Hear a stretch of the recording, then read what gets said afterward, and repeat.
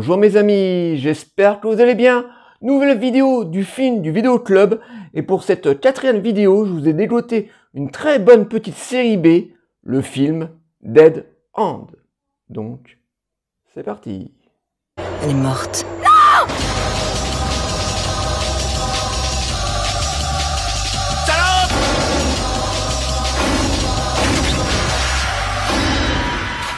Laura! C'était pour rire. Le film Dead End est une excellente petite série B à qui j'ai une énorme affection. C'est un petit film avec un tout petit budget, réalisé en 2003, non pas par un réalisateur, mais deux réalisateurs, Fabrice Canepa et Jean-Baptiste Andrea. Alors, c'est une petite série B que j'ai découvert aussi en vidéo club. Elle était en bas des étagères, parce que en général, dans les vidéos clubs, à l'époque, les gens qui avaient des vidéoclubs mettaient les gros films dans les premiers rayons et mettaient souvent les petites séries B dans les rayons du bas. Et donc, ce film, bien entendu, je l'ai découvert en vidéoclub. Je l'ai racheté quelques années plus tard en DVD. D'ailleurs, je l'ai là. Alors, vous pouvez constater que la jaquette est franchement pas terrible, même limite dégueulasse. Voilà, elle n'est pas très vendeuse. Mais c'est une excellente petite série B. Alors, l'histoire est très simple, mais comme je le dis très souvent, ce sont les histoires les plus simples qui sont les plus intéressantes. Alors, ça ne veut pas dire que j'aime pas les histoires plus compliquées. Voilà, j'aime bien quand il y a des histoires qui me retournent un petit peu la tête. Mais là, l'histoire est vraiment très simple. Alors, nous suivons les aventures d'une petite famille qui partent pour les fêtes de Noël. Donc voilà, on a le père, la mère et 3 ados derrière. Donc, ils partent tranquillement en voiture sur une route qu'ils n'auraient jamais dû prendre. Tiens, j'ai l'impression de parler de l'histoire de David Vincent et les Envahisseurs, la série des années 60. Enfin, c'est un petit peu pareil. Donc, ils s'engagent sur cette route et très rapidement, ils vont s'apercevoir que cette route n'a pas de fin. En fait, c'est une route qui tourne en rond et il va commencer à avoir des tensions dans la voiture. Voilà en gros l'histoire très simple de Dead End. Il est déjà 7h30. Je sais l'heure qu'il est, Laura. Logiquement, on aurait dû tomber sur un croisement. Alors, comme je vous disais en début de vidéo, c'est un film qui n'a pas énormément de budget.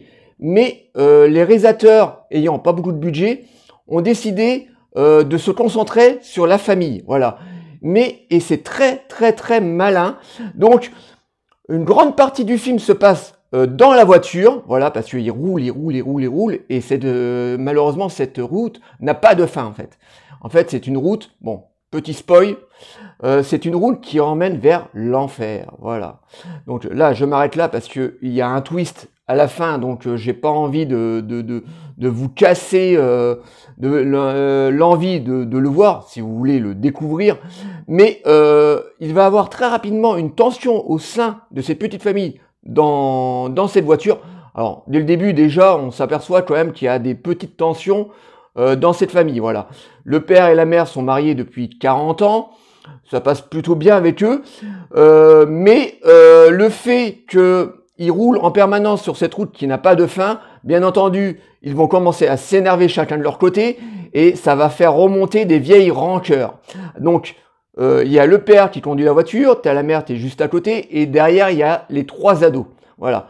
Donc, le père et la mère vont commencer à se prendre le chou. Les ados, étant 2 garçons et une fille, vont se prendre également le chou. Bon, c'est des adolescents, voilà. En général, les adolescents, entre eux, ils se chamaillent tout le temps.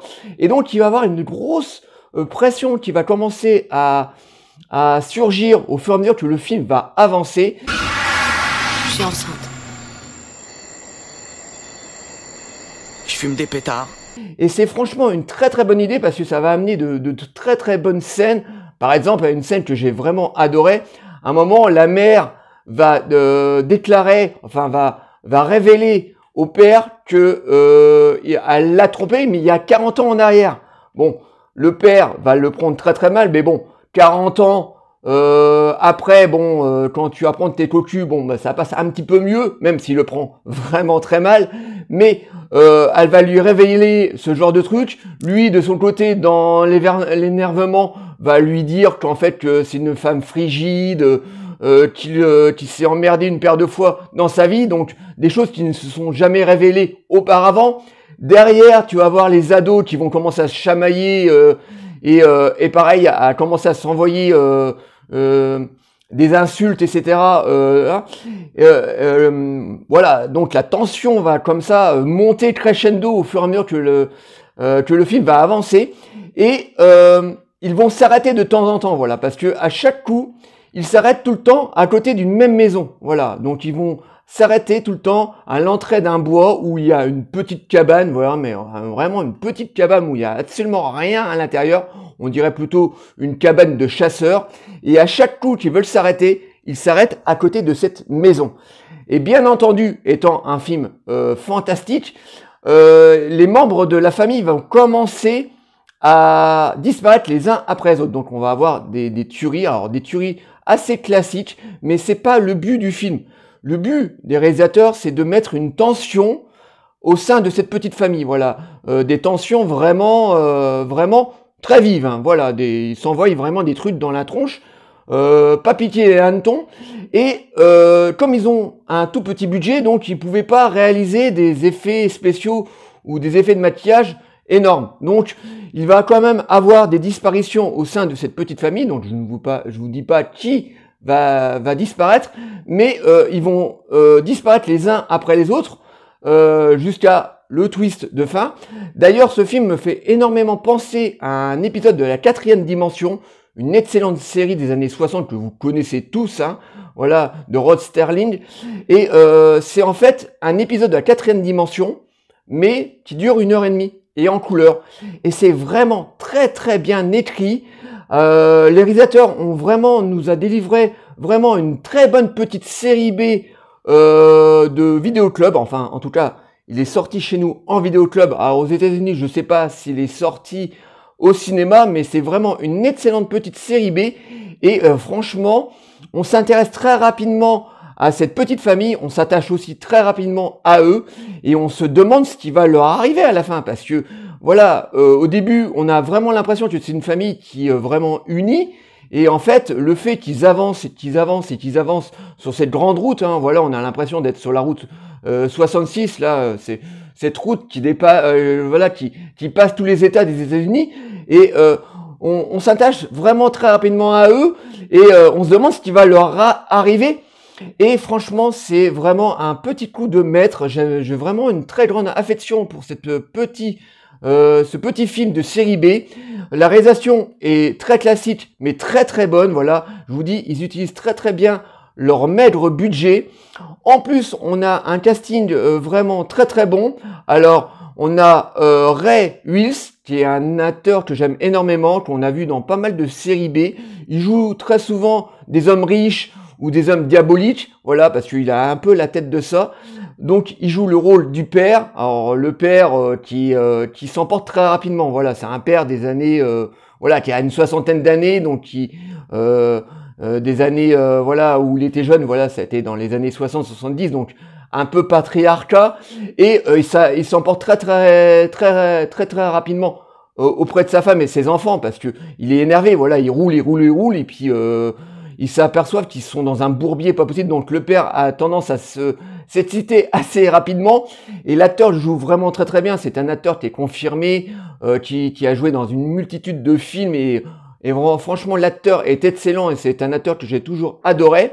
En face de lui, on a Lynn West. J'espère que j'ai bien prononcé son nom. Ne vous inquiétez pas, je vous mettrai son nom en bas de l'image, une actrice que vous connaissez très bien parce que je crois qu'elle avait joué dans un Conjuring par exemple, et c'est une actrice, c'est pareil qu'on a vu dans une multitude de petits films de série B ou de grands films, qui joue le rôle de la mère, et c'est pareil, elle est excellente. À un moment, on a une scène, alors c'est une des scènes que je vais vous révéler.